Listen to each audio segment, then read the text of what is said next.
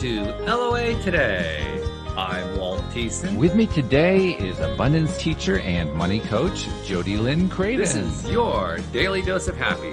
We are so happy you decided to join us today. And Jody Lynn, as you know, we have had lots of guests on the show over the years. You started off as a guest, actually, before you became a co-host. Sure did.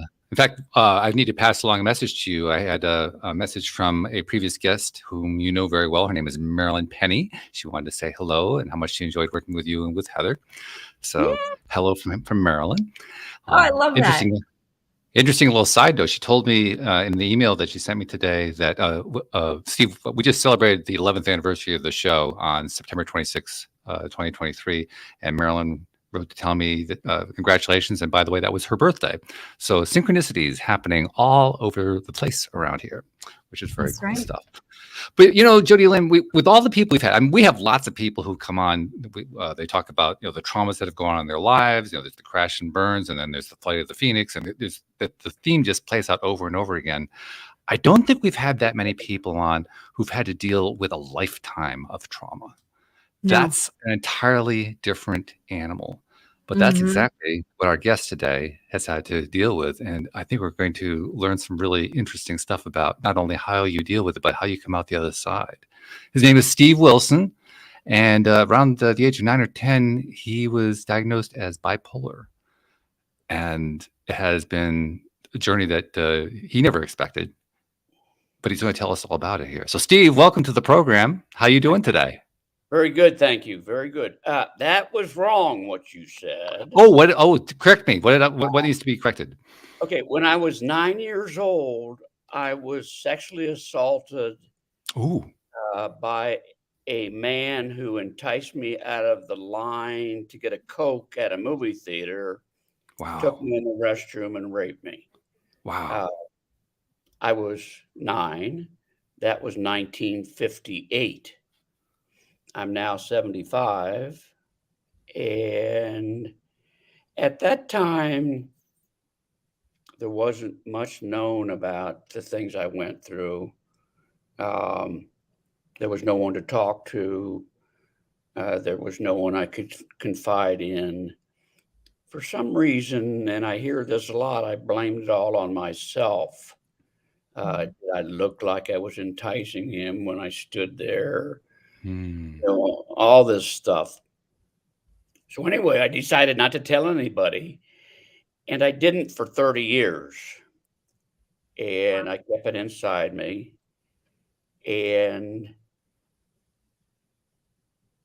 for about 3 months, I was back to normal again. Now, you got to understand one thing about bipolar. It is not a continuous line of being in the dumps. It goes like a roller coaster.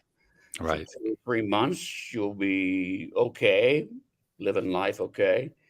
And then all of a sudden you'll crash and burn into a deep depression that could also last 3 or 4 months, a year, a day, whatever the cycle is. I endured my first depressive episode when I was in 4th grade. And it just came over me. I felt like I was worthless, like I had no friends, nobody loved me. Couldn't sleep, couldn't eat, terrible. That lasted for 4 or 5 months. My grades, which were stellar before that, fell like a rock. And then I lifted out of it again, and it didn't come back until 7th grade. Wow. So there was a couple years in between. And then it was real bad from, I would say 9th grade through right after I graduated from college. Oh. Now, I graduated from college in 1970. I started seeing a psychiatrist in 71 for the first time because my mother finally figured out that something was wrong with me. I was just like a lump of clay, terrible. No Mm. feeling, no nothing, express nothing, just down all the time. All I did was sit in front of the TV. In school, I didn't participate. It was horrible. And then in 1971, after I graduated from college, I got in a fight with my father. And immediately after that, I was put in a mental hospital for 3 weeks. Mm. For about a month or two before that incident, I had experienced deep suicidal ideations. I mean, deep. I was a swimmer and have been a swimmer all my life, and I would go to the pool and I'd dive in, and in every stroke, my mind from somewhere else would tell me to kill myself. So then I entered the hospital. I got some help during that stay that was able to lessen the suicidal ideations, but I was far from cured. When I got out of the hospital, they diagnosed me as clinically depressed. And so they tried all these medications, therapy, everything. Nothing worked. So they finally, 6 years later, said, well, they think they made a mistake. And I was really bipolar. Well, I never heard of bipolar. I didn't have a clue what it was. In fact, back then, I knew it as manic depression. That was what it was used to be called, manic depression, and then they changed it. Yeah. Well, when I was diagnosed bipolar, they gave me lithium, which was a miracle drug back then, and it worked. It worked about halfway. It got me back so I could function again. And I went on, that was 1978. Most of what I had for the next 20 years was terrible ruminations. Things would get in my mind and couldn't get them out. They just drive me crazy. Night and day. I couldn't sleep. It was horrible. And I was impulsive and I couldn't make decisions. And I had several jobs that I either got fired from or I quit because I couldn't handle them. And this was the jobs would only last 6 months or so, and then they'd say, "Get out of here." So it was all because of the bipolar. If somebody said something to me, like he was the boss, and he said something, I would fly off the handle. Well, they'd get sick and tired of that, and just gave me the boot. Luckily, my family had for 50 years, they'd had a clothing store in Ohio. I had no other choice but to go there and work. That's how I supported myself and my wife and kids all these years. I hated it. It's the last place I wanted to work. No option. But it had an offshoot, and then I was able to have a family and had a great life away from work. Still had all the ruminations and all the things that went with it. One time, a new psychiatrist told me to change my pills and had me throw them out on the spot. And that set me back about 6 or 8 months. And I was having withdrawal symptoms at the time. Wow. And they were pretty severe, but they only lasted a couple of days, thank God. But they were bad. And I went on like that for up until 2000 when I got another psychiatrist, and he put me on a new drug called Paxil. And that eliminated the ruminations and helped me make decisions. Wow. I probably got 90% better with that pill. Mm-hmm. So that's what's been going on.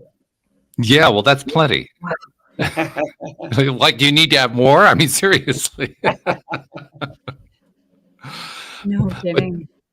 But to have survived all of that, I mean, I almost hesitate to say this, but I keep hearing it from so many different people, so I'll dare to say it to you too. Did anything good come out of all this?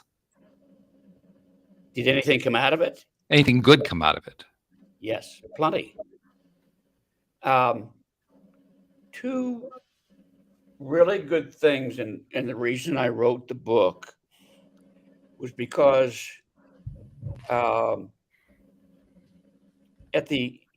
in about 2018, I was still having problems with some long-term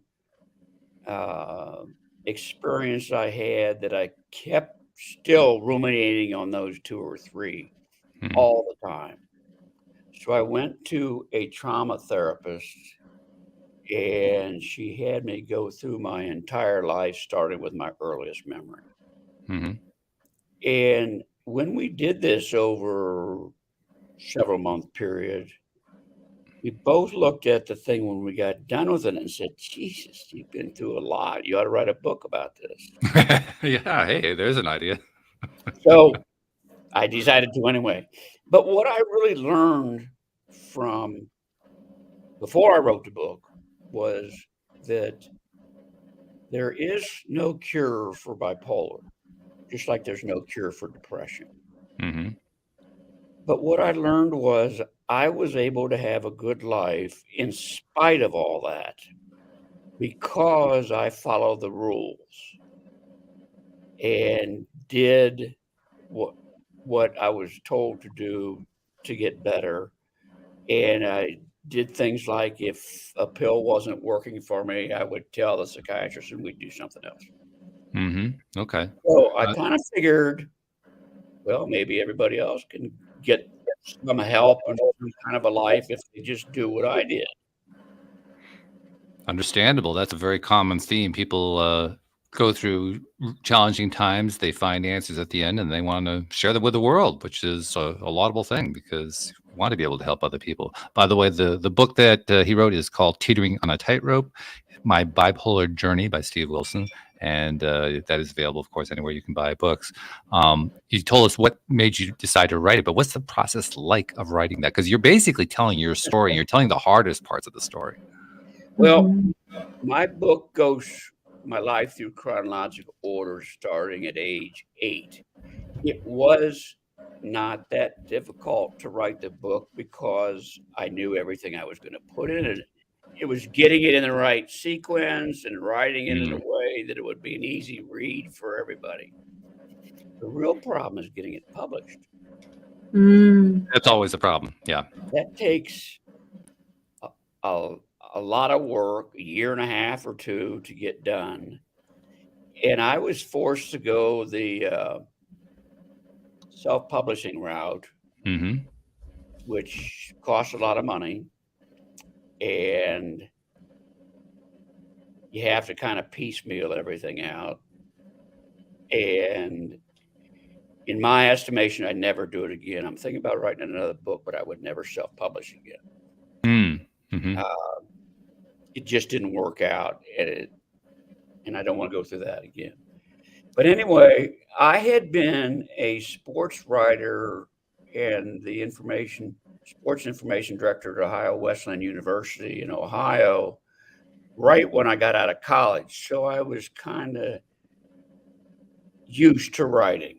So that helped.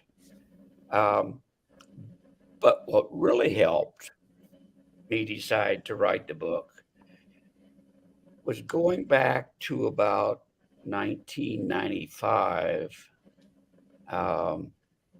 I would hire young ladies, usually young ladies in junior high or high school, to come into our store and wrap packages and run errands and things at Christmas time while we were too busy to do it ourselves.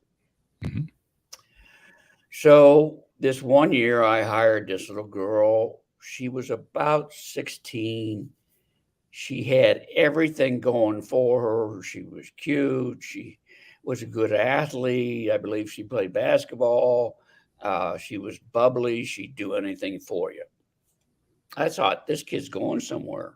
Mm-hmm. Well, one Saturday morning, I went into work early, and there was her best friend waiting for me at the back door. She also worked for us. Mm-hmm. She was crying. And I asked her why, and she said, Angie killed herself last night. She took a gun with her to bed and shot herself in the head. Wow. And then right after that, I got a call from a good college buddy of mine, and he told me that his son of about 16 got real depressed and started robbing houses. Mhm. And he finally got caught robbing a house.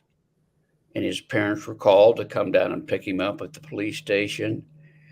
They walked up to him. He said, Mom, Dad, I love you, but I can't take it anymore. Shot himself in the head. Mm. So I started looking into things like, how many people are really affected by mental illness in this country? Oh, yeah. 20%.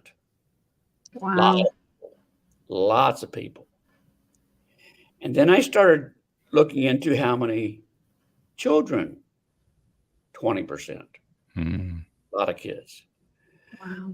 So then I started going to high schools in my area and speaking to them on teenage depression. And I would go to health classes and psychology classes. And at the end of each session, I would ask any kids who want to come up and talk to me to come up for a couple minutes. Mm-hmm. Now, a lot of times nobody came up, but on this Sure. particular day, 2 girls came up, one at a time. First one was the top student in her class, a very good athlete, could do no wrong as far as everybody thought. And she came up to me and she says, Mr. Wilson, I don't know what to do. There's so damn much pressure on me to be the best at everything I do and to get in the best college, and, to excel at everything. I can't go on. My parents are driving me crazy. Mm. Sad story. And not much I could do about it, but just reassure her that there was help out there. Very next girl who came up said, Mr. Wilson, I have no friends. I want to die. My parents hate me. I'm going to run away. So that's what kind of started me really on the last 20 years or so, getting involved in trying to get the word out about mental illness and get rid of the stigma against it. Mm. Because there is a stigma. There's a hell of a stigma against it. Mm. The reason for that is people cannot see somebody inside of them when they're mentally ill. They see a guy, looks like he's sleeping in bed all day, or he's moping around and he looks terrible. And they go, well, what's wrong with you? And, try to explain it. And they go, oh, just go take a walk. You'll be all right. Well, that doesn't do any good except put you further down. That's what always happened to me. And so my wife and I and our kids moved. Well, they were all grown, but they moved out here with us too. Moved out to Scottsdale, Arizona in 2008. And I wanted to continue speaking to high school classes. Well, they wouldn't let me because I was too old. Never heard anything like that, but they said it had to be here. It had to be somebody no older than 35. So I didn't want to stop. So I entered an ad in one of the local papers looking for a peer specialist for mental health support groups, and went through the training and got hired and began not teaching, but facilitating 2 mental health groups here in Phoenix area, and have done it for the last 8 years. Wow. And it has really been eye-opening. I don't think anybody who hasn't done something like this can understand the extent of the problem in this country and almost all other countries. It's horrible. So that's what I've been doing. Wow. Yeah. Wow. That's about the only word I can utter at this point. And Jody Lynn, you know, I'm usually not at a lack of words, but wow. I mean, seriously. Yeah. First thing I found out when I was doing, as I've been doing and progressing along in these support groups, is that a high number of people who are depressed or bipolar or borderline, maybe even schizophrenic, is because they were abused sexually, they were beaten, or they were beat down verbally by their parents. They're bullied. The percentage is very high. Yeah. And in our groups, I let everybody speak in every session, and sooner or later, almost everybody who joins a group and stays for a while will take us through what happened to them. And it's heartbreaking. Yeah. Many of them, in fact, most of them had it a lot worse than I ever did. And their lives are ruined. And they may be 18, maybe 60 or 70. So, you got any questions for me yet? Yeah, actually, I do have a few questions. And Jody Lynn, if you have any, feel free to jump in.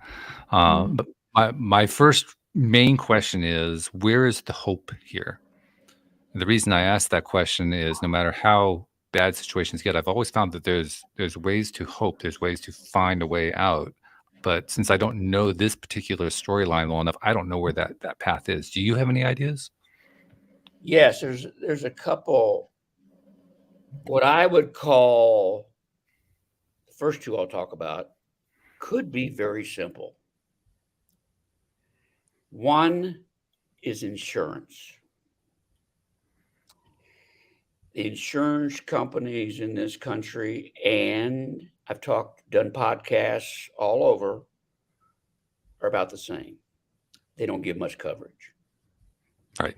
And the coverage they do give, I had one person who said she had insurance. She gets $500 worth of coverage. Well, sessions are usually $200. So it's about 2.5 sessions. Pretty good.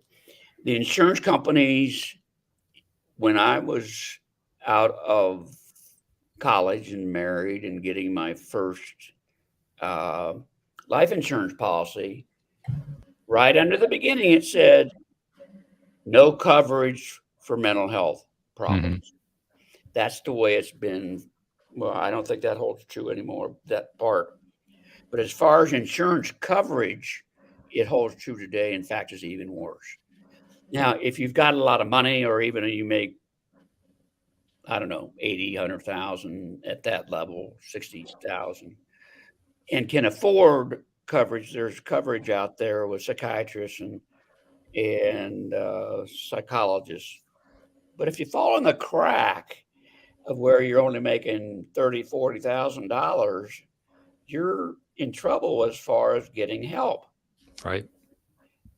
And the government does nothing to even consider helping them. Oh, we've got clinics, and we've got Social Security disability and all that. But the problem is, you get put in a clinic that you can go to, and they're stretched so far because there's so many thousands of people who utilize them, that you might be in stress, in real trouble. Now, real trouble means anything can happen. You can harm yourself, you can kill yourself, you can rob a store, or whatever. Well, in many cases in these clinics, you go to a clinic that gets you in, and you're there, and you go through your first session, and you ask when you can come back, and they'll go, "Oh, a month or two." Well, if you're in stress and in dire straits, that month or two is like a lifetime. Mm. And then there's another thing. The therapists and psychiatrists in clinics don't last very long.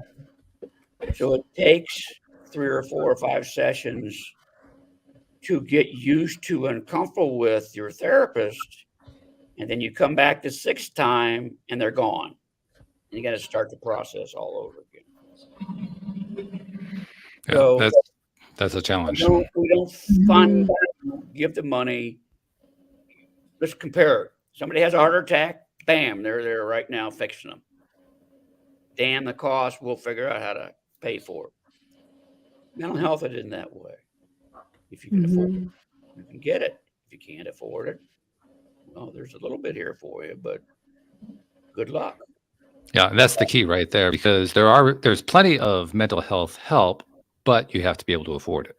Right. That's the kicker right there. And there's one other problem that's going on all around the world, is that because of the way the professionals are paid from insurance, it's so much a stranglehold that the insurance companies have on them that the professionals can't make a good living.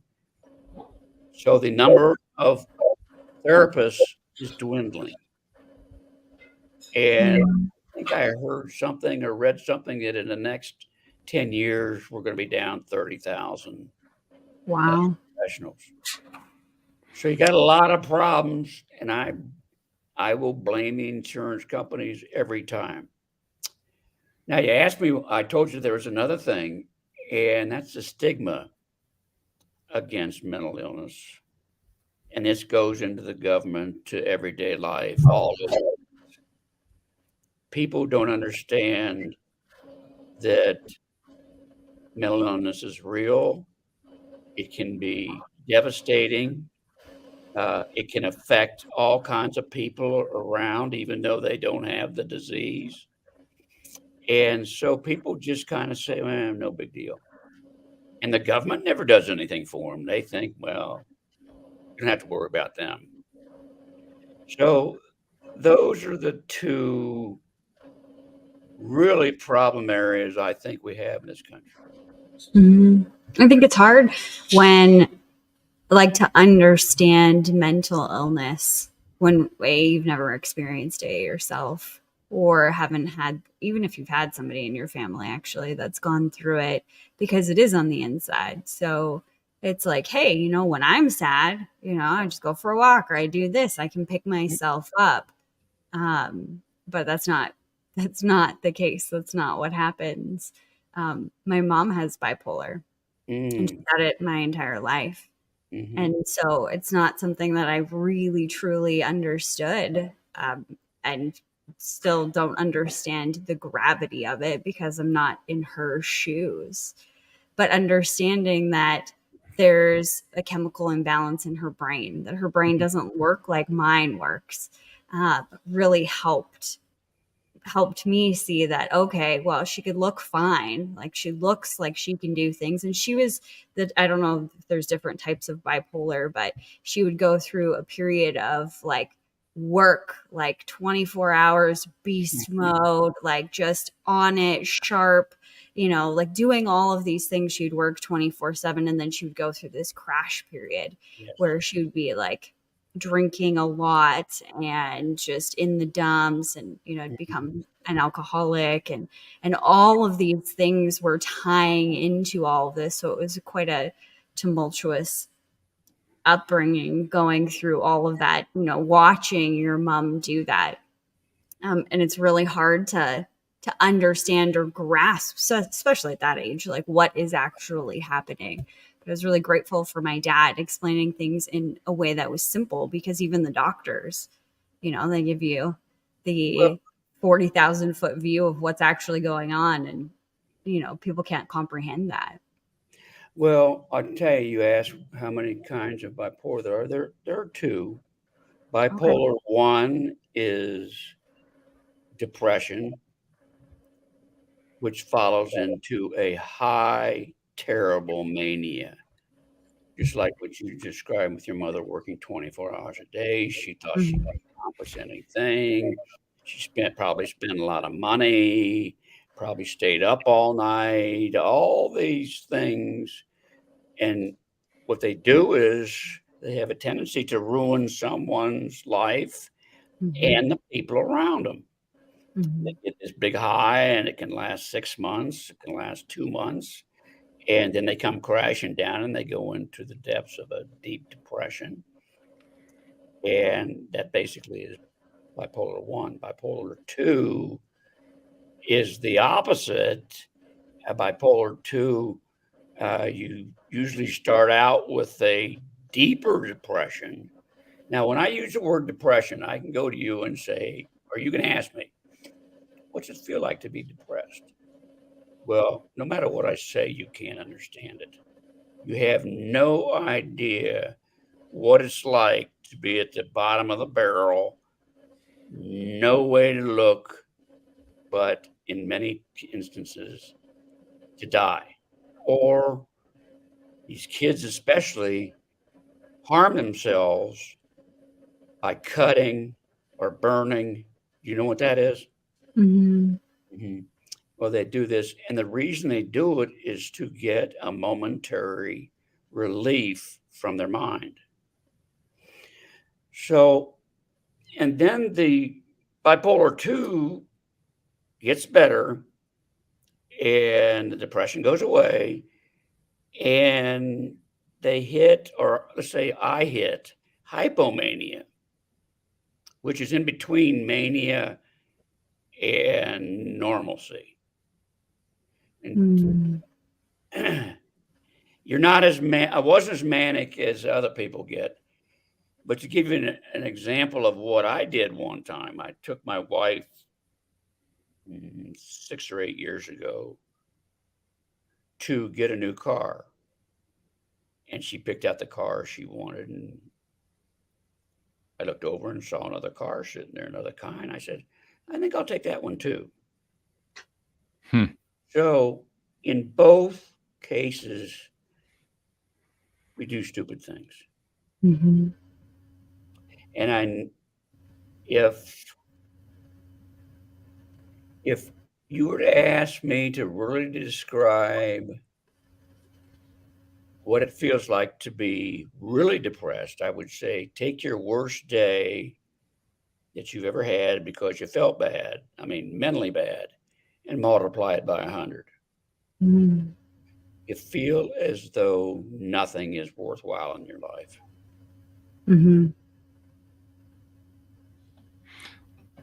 I want to ask a question, and part of me is saying, are you sure you want to ask this one, Walt?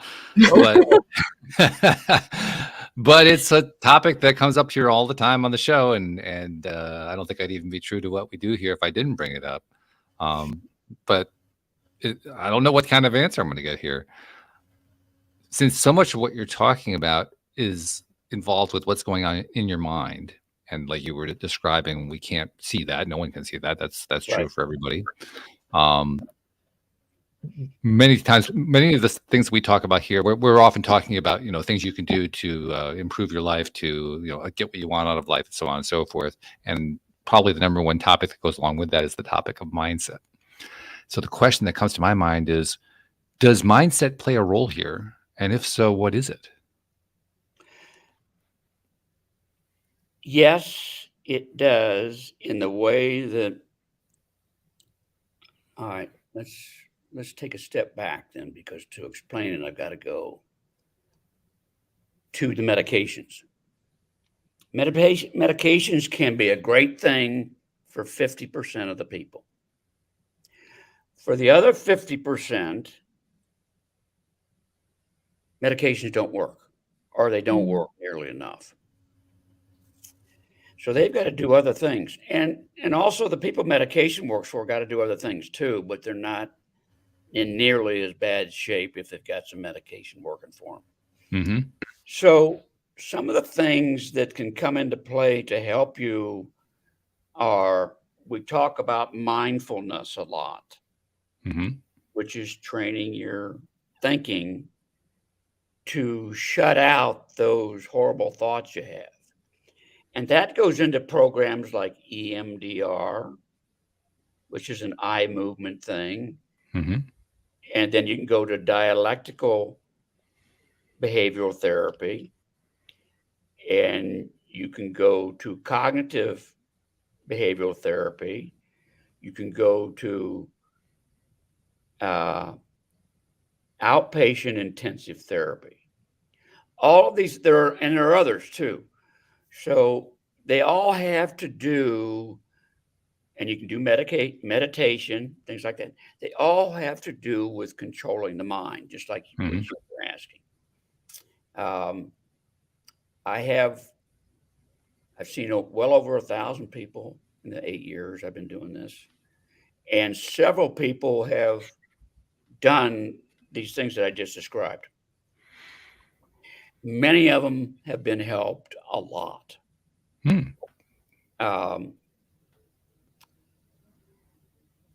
There is no cure for bipolar or depression, so you've got to fight it your entire life.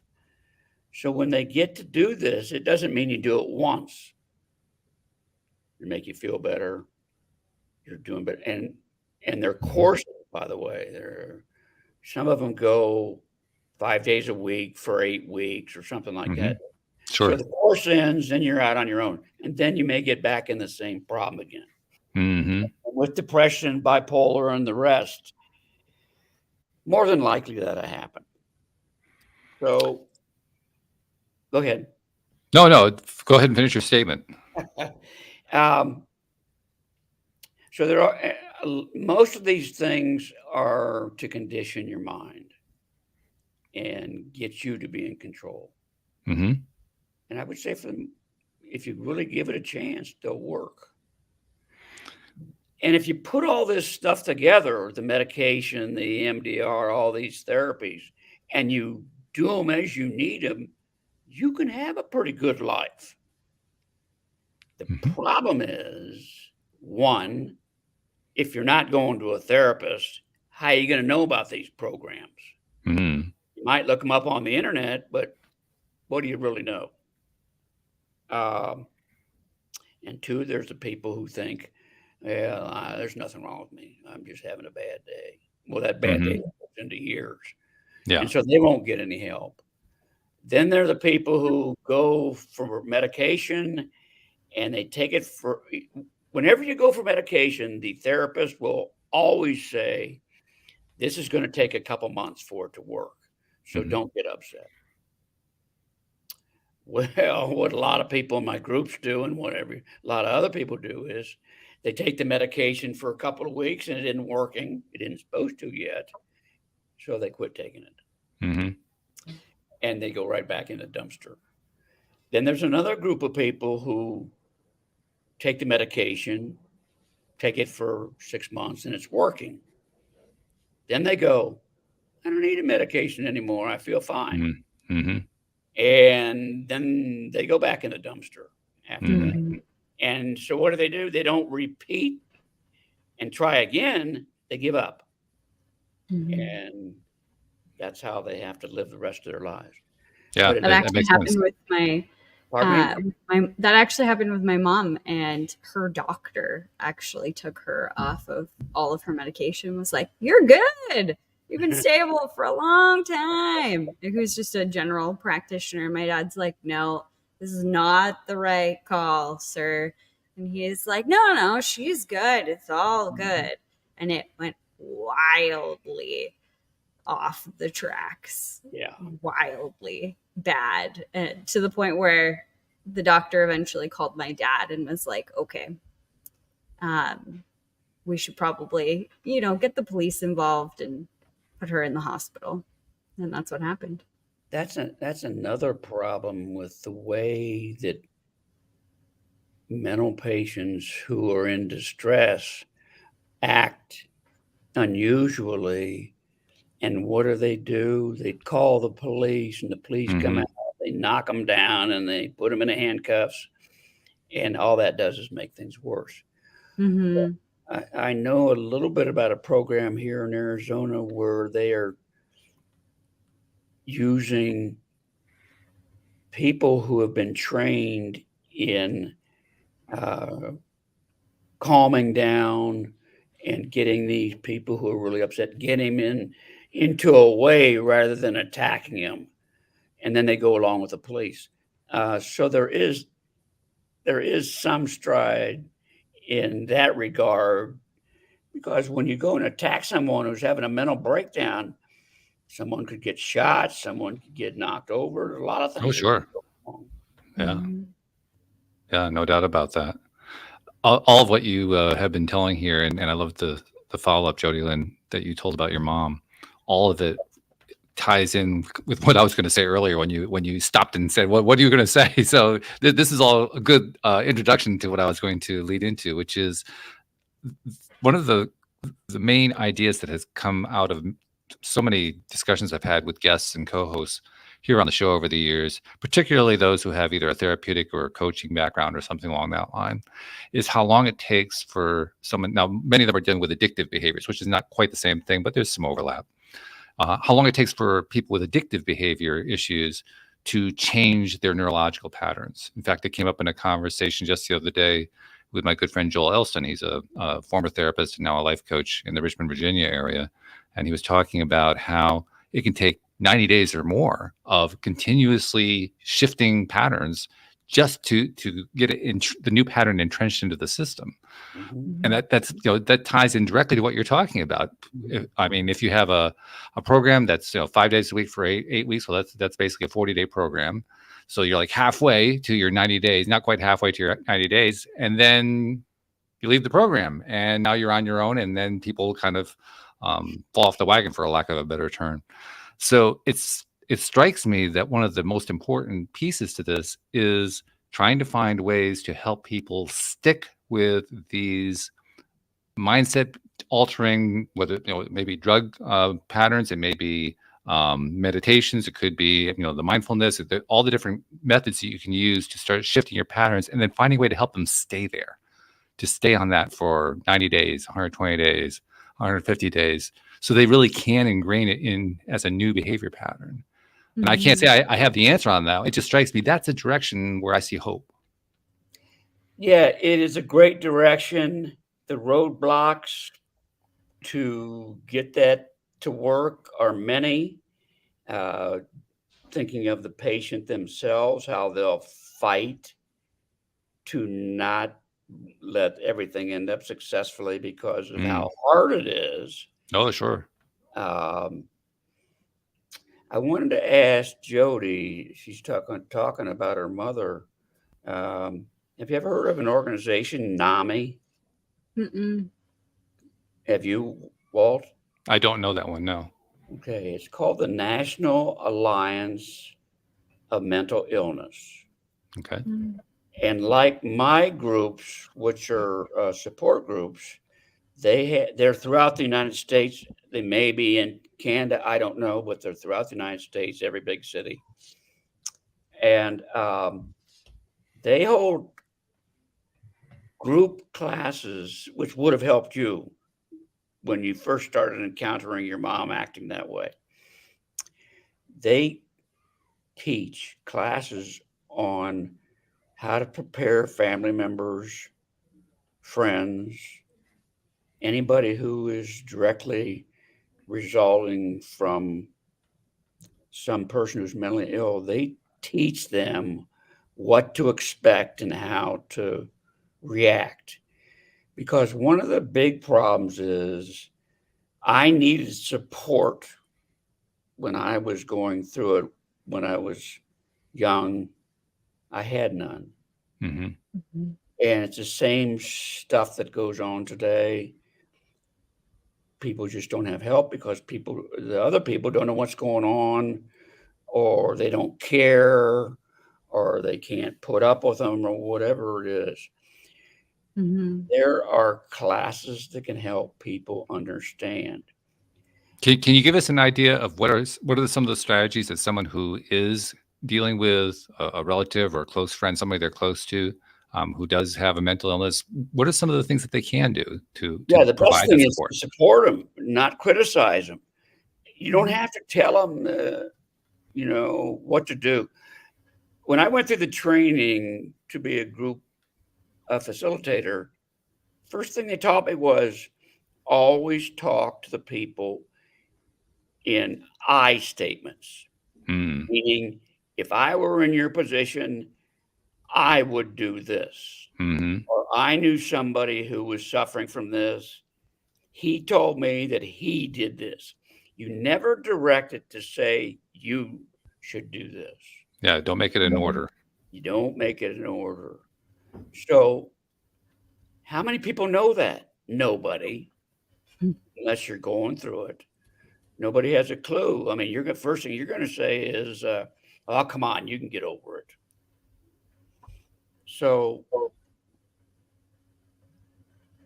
I think the biggest thing that NAMI teaches, and I've never gone through the class, so I don't know. Mm, I'm not affiliated with NAMI. Ours is a hmm. separate. Right. Uh, First thing you got to do is show them positive support and realize that this is a lifelong journey and there's going to be a lot of ups and downs. And not only do you have to take care of the person who is suffering, but you got to take care of yourself too. Mm, Got to take a break every once in a while. Uh, hmm. no matter what's going to happen or what might happen, you've got to get away from it. You've got to have your own life. Otherwise, just like all caregivers, it'll eat you alive and you'll make things worse. Sure. Yeah. Mm-hmm. Jody Lynn, this is actually probably kind of familiar to you. I mean, you're a coach, right? And you help people where financial issues are concerned, but you're just still dealing with human beings who are, challenged with whatever's going on in their lives. One of the things that you do, I know, as a coach, is you kind of create space for them, a safe space where Mm-hmm. you're assuring them you're not there to criticize them, you're not there to judge them, you're there to just be helpful and supportive to them. And as I'm hearing what Steve's saying, I'm thinking that's something that maybe more and more people need to learn so they can provide some support to people that they know. Mm-hmm. I think going through this journey of life with my mom having this illness and all of the messed up things that happened throughout the journey has really taught me a lot of fundamentals that I utilize in my work today and just in my everyday life. One of them being compassion. Having deep compassion for others and what they're going through, having that stick-to-itiveness, like it will get better. Understanding that it's not about you. Like that was a really hard one for me. Like when my mom was taken off the pills that one time that I mentioned, she had a manic episode and left and didn't want anything to do with us as kids. And I was in grade 7, I think grade 6 or grade 7, and she only wanted the dog. She said nobody loves me except for Buddy the dog. And I was really hurt, and I was so incredibly angry at that point in my life that she would go and she would leave. She left my dad a note telling him she was leaving him, and that's how we found out. And everybody was distraught, and she went to various friends' house and racked up all her credit cards and went on this huge manic episode. And so when she was finally in the hospital and saying, nobody loves me except for the dog, I was so mad. And having to work through that anger myself obviously took a long time because I didn't understand. But it's something that I look back upon, and I have compassion for her, and I have compassion for myself, and this realization that it had nothing to do with me. It wasn't that she didn't love me, and like that she didn't mean to cut me with those words. It had nothing to do with me and everything to do with where she's at. And I think going back to something that you asked, where is the hope? The hope for me was in watching the entire situation unfold and watching the love and compassion that my dad had for her throughout all of this. I Always took that. calming. What's that? How is your mom now? She's great. She's been on the same, I don't know if it's the same medication, but she's been on medication since that point. Like when she got better in the hospital and stuff, Mhm. and eventually came home, she's been level. She kind of still teeters a little bit. You can tell when she kind of goes through Yeah. not anywhere near what she used to, but you can tell when she's feeling different ways. And I'm proud to say that I went from, hating her at points in my life because of all of these things to she's become one of my greatest friends. We Yeah, you got to connect with realize one that your another. reaction is normal. You're Yeah. not a bad person because you're having these thoughts. Most No. people wouldn't. Yeah, absolutely.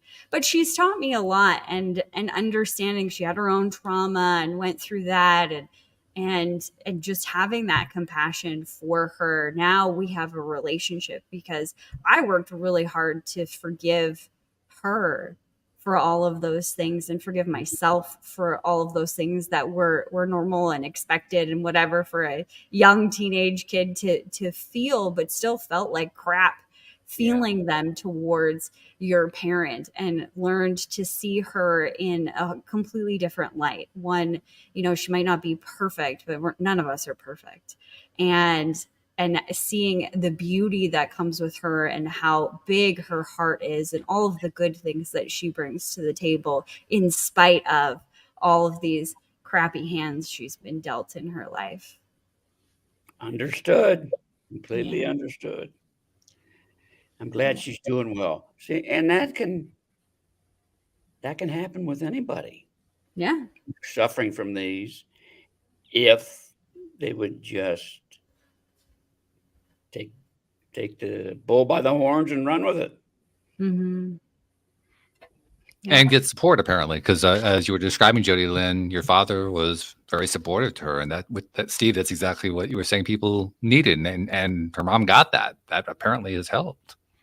Yeah. Well, I had my parents didn't help much. Now, I got to give them credit for one thing, or a reason for one thing. They were products of the 40s, 50s, and 60s, Sure. and it's a lot different than what it is today. Yeah, the Mhm. My mindset of that wife, era. and I had 3 daughters, were my support thing, and my friends. Um, they never criticized me. Uh, they never kept me away from them, from doing things with them. They understood. So that helped a bunch. And I've been married for 51 years. So she had to have an impact on me. Yeah, I would say.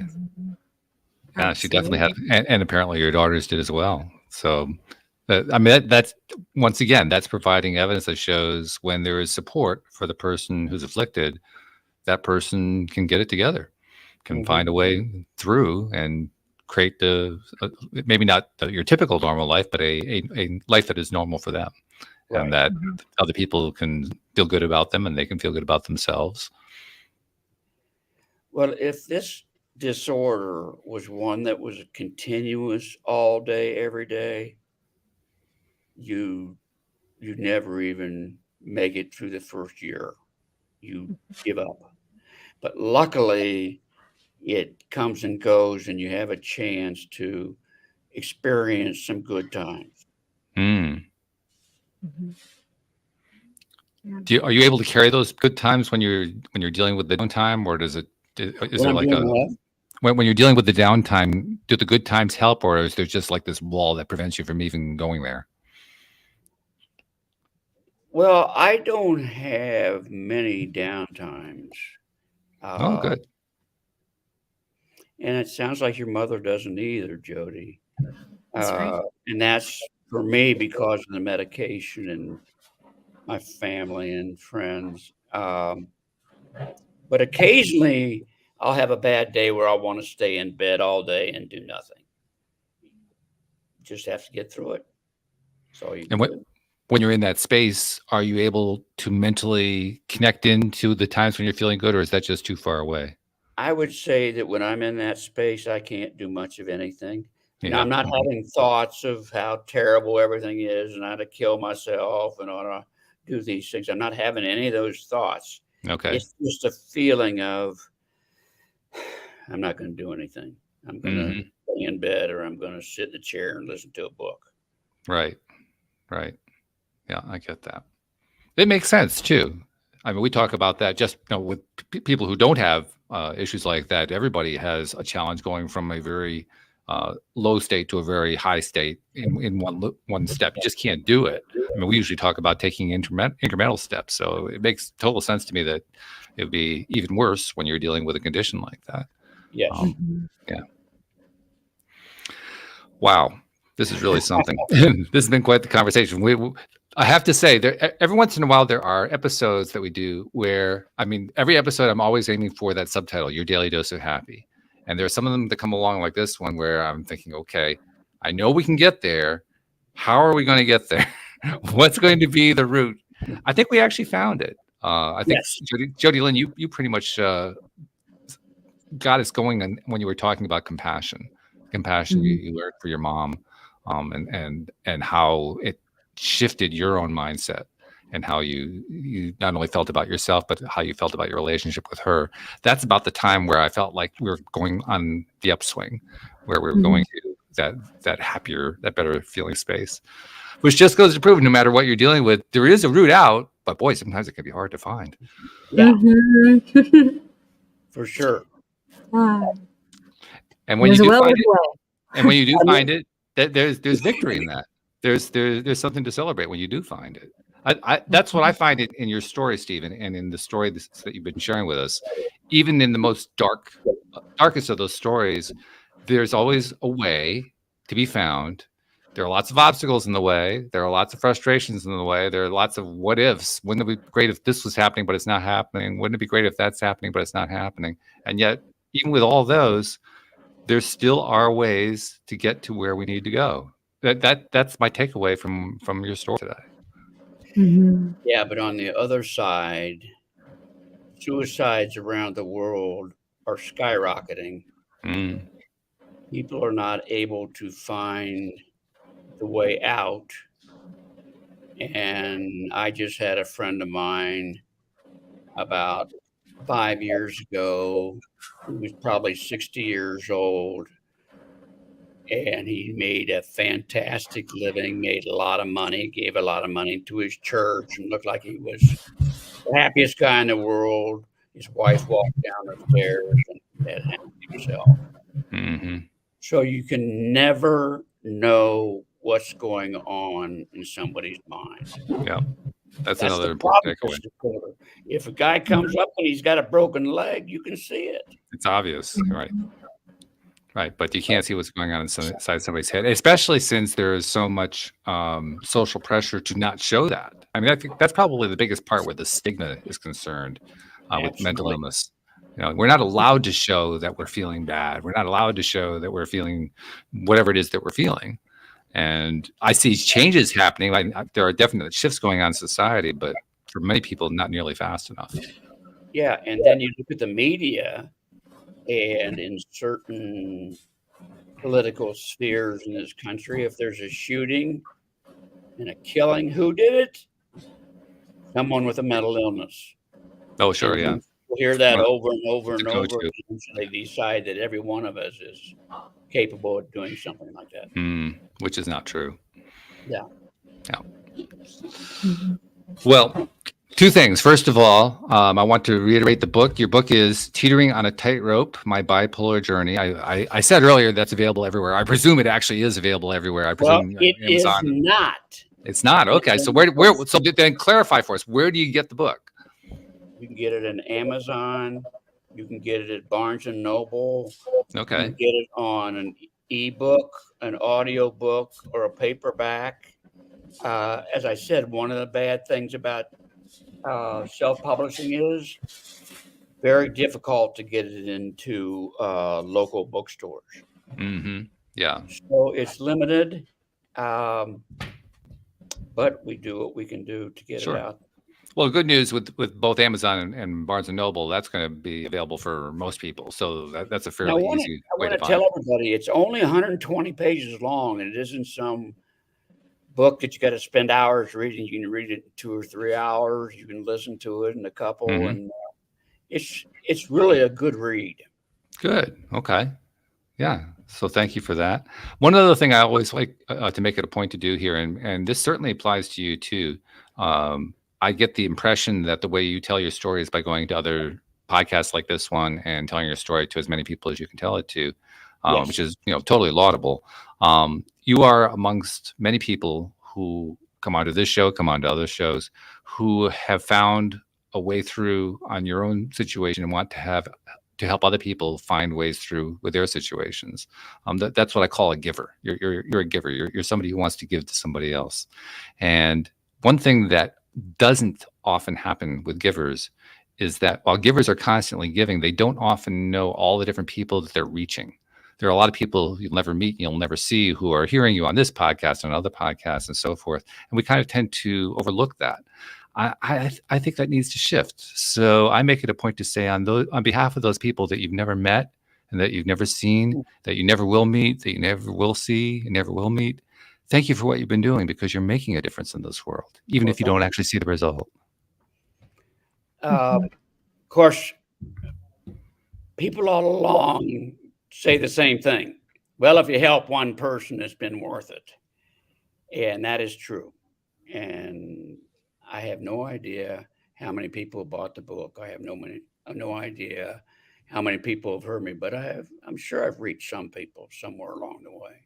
And I'm going to keep doing it. I've got another podcast tomorrow and a couple next week. And so get the word out there some way. Good job. Well done. Well, thank you, Steve Wilson. Thank you for joining us and sharing your story. Really, really, really good stuff. And you ever want to just get in touch. All right. And Jody Lane, I always go to you to summary. Now, this is probably one of the most difficult summaries, but maybe it isn't because of your mom's story. So, like, what's your number one takeaway today? Oh, to what? There's a few. There's a few takeaways that I've got. Number one, you're never too old to inspire. I think it's so inspiring, Steve, that you're 75 years young and you're committed, even though you see all of these tragedies and these horrible things that people are going through, and that it's more and more every single day. You keep putting yourself out there and you continue to hold space and have hope for those that need it.